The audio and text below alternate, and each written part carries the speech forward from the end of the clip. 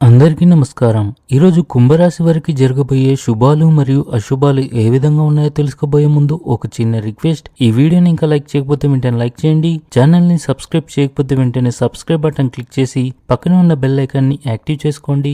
వీడియోని చివరి వరకు చూడండి. వ్యాపార లక్ష్యాలను సాధించడానికి మీరు చాలా కష్టపడవలసి ఉంటుంది. కుటుంబంలోని పెద్దల ఆరోగ్యం గురించి ఆందోళన ఉండవచ్చు.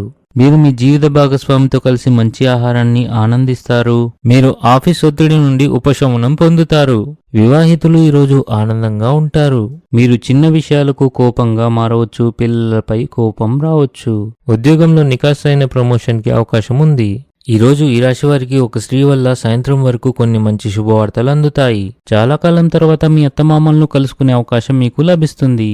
క్రీడల్లో పాల్గొనటం మీ ఆత్మవిశ్వాసాన్ని పెంచి మీరు కొత్త సవాళ్లను స్వీకరించేందుకు ప్రేరణగా పనిచేస్తుంది.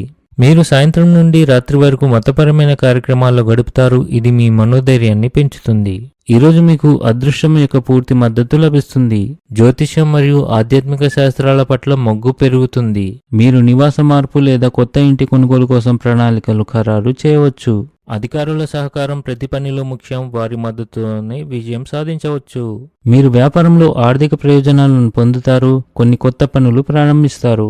ఈరోజు మీకు ఆకస్మిక లాభాలు వచ్చే రోజుగా ఉంది.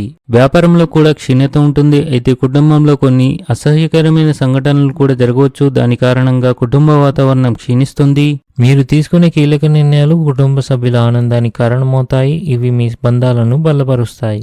మీరు మీ ఆహారంపై ప్రత్యేక శ్రద్ధ వహించాలి, లేకపోతే మీ ఆరోగ్యం క్షీణించవచ్చు.